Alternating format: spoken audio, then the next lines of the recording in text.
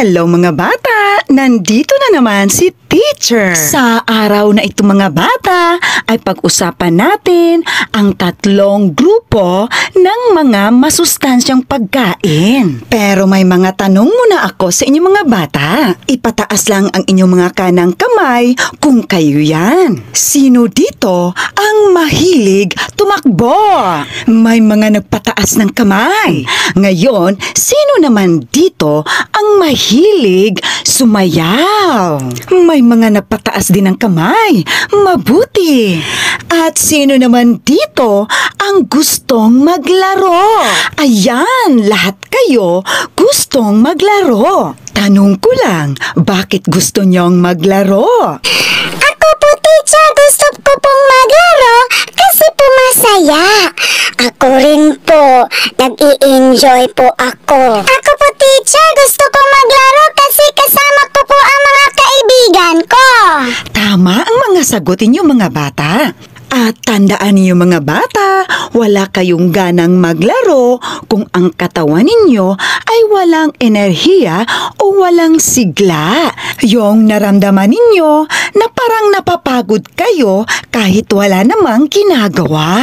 Ako po, teacher, napapagod po ako minsan kahit nakaupo lang. Kaya mga bata, maliban sa ehersisyo o exercise, kailangan ninyong kumain ng mga masustansyang pagkain upang magkaroon kayo ng masigla, malusog at malakas na katawan para magawa ninyo ang inyong gustong gawin. Ano ang kinain ninyo sa almusal pagkagising sa umaga? Ako po, teacher, tinapay at gatas. Ako naman po, kanin at isda.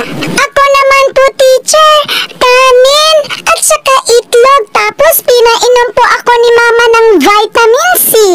Mabuti naman nag-almusal kayo. Ang unang grupo ng pagkain na pag-usapan natin mga bata ay tinatawag na Go Foods. Ulitin ninyo. Go Foods! Go Foods! Ang Go Foods ay mga pagkaing puno ng carbohydrates na nagbibigay sa ating katawan ng enerhiya upang maging masigla at maging aktibo para magawa natin ang pagtakbo, paglangoy, pagtalon at higit sa lahat, ang ating utak ay makapag-isip ng maayos. Ito ang mga halimbawa ng mga Go Foods. Kilalanin ninyo mga bata. Tinapay! Kanin! Mais!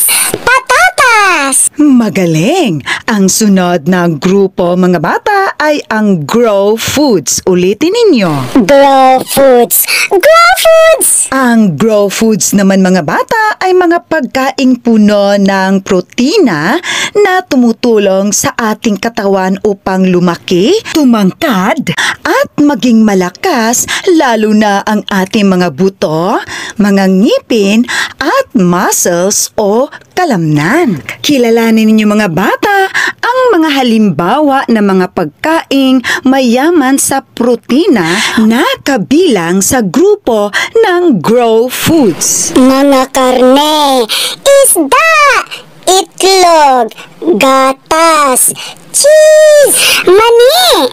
Magaling! Dito naman tayo sa pangatlong grupo ng pagkain. Glow Foods. Ulitin niyo mga bata. Glow Foods!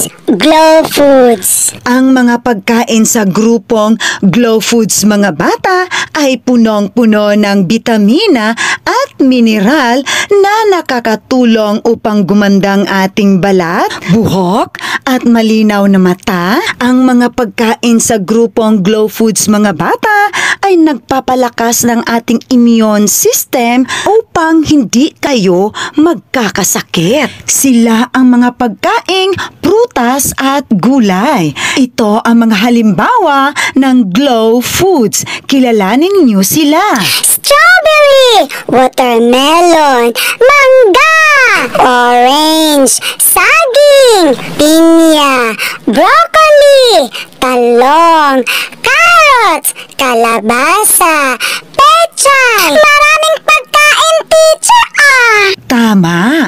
Dahil maraming bahagi ang ating katawan, dapat marami ding klase o uri ng pagkain ang ating kakainin. At mas maganda kung araw-araw ay kumakain tayo ng mga pagkain ito. Halimbawa, sa umaga, kakain tayo ng kanin, itlog, at dalandan. Sa pangmeryenda naman ay tinapay na may peanut butter at watermelon. At sa pananghalian naman, pwedeng kanin at karne na may gulay. At mas maganda rin na magkasama ang mga pagkain sa grupong Go, Grow at Glow para sa inyong hapunan. Mamaya po, teacher, pag uwi ko, sasabihin ko po kay mama at papa. Kailangan po pala namin kumain ng iba't ibang masustansyang pagkain, teacher, para po kami ay maging malakas,